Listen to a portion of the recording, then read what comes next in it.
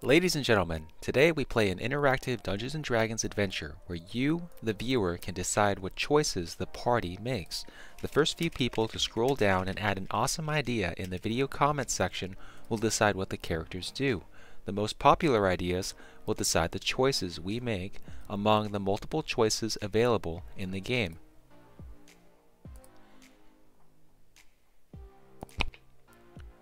The miners are drunk, but the barkeep and the serving wench are keeping a close eye on you. Big spenders or not, no barkeep likes a cheat. Cheating causes fights, and no barkeep likes a fight. You have to play straight. You continue to win at first, getting a fine pile, but then your luck turns. The glassy-eyed miner, Tearway, gets on a roll, and you can never tell when he's bluffing or not. You decide that it's time to push away from the table and see what else there is to do. The miners jeer at you a bit, obviously disappointed that the pup is walking away with some of their hard-earned coin. You assure them it was all luck of the fool, and that you will certainly be giving them back their coin one day. You motion the server over and tip her well. You hope a little kindness will bring you luck in your new city. You make a show of dropping the silver and copper on her tray. Let everyone know I am generous, you think. She smiles warmly and gives a deep curtsy before walking away to resume her duties. The inn patrons have changed since you pulled up a seat for the card game. There's a pair of dwarves up at the bar now. Judging by their grubby skin, they're also employed by the local silver mining guild.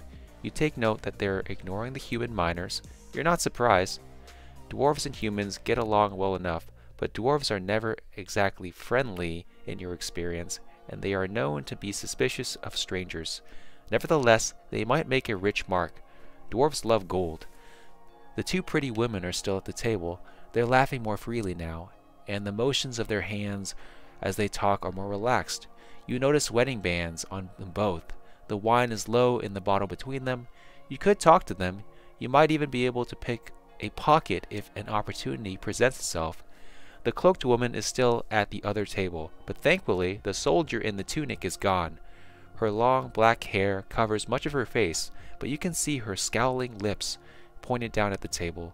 You wonder if she is still nursing that same glass of ale.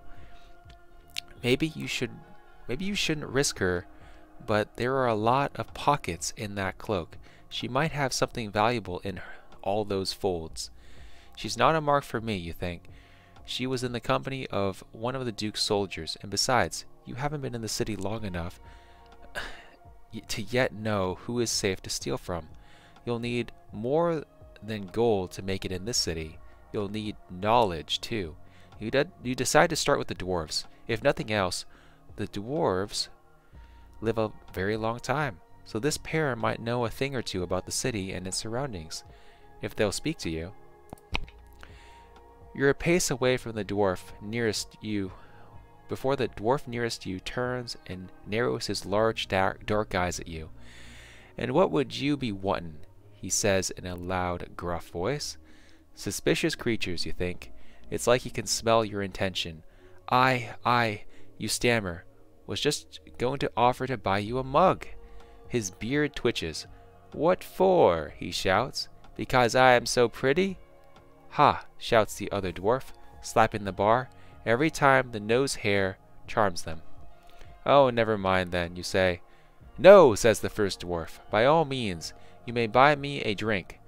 By Bofonder's belt, you can buy this one." He raises his mug. "I already paid the man, so you can pay me now." "You want me to pay you a coin?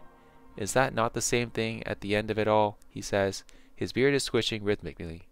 You wonder if this is some sort of silent dwarven laugh. "It is just that I'm new in the city." "Oh, that is plain," says the dwarf, cutting you off. "Ha!" shouts the other dwarf, again slapping the table. "I like to speak to some men dwarves of wisdom," you say. "A conversation." "Oh well, if a young human wants to chat our ear off, only the top barrel slog will do," says the dwarf. "Only the best ale will make listening to that bearable," agrees the other dwarf. The barkeep approaches. What will it be? Greedy dwarves, you think. They want you to buy the best ale in the house. What do? Buy the best ale, 3 gold, or order the normal ale, 1 gold. You decide.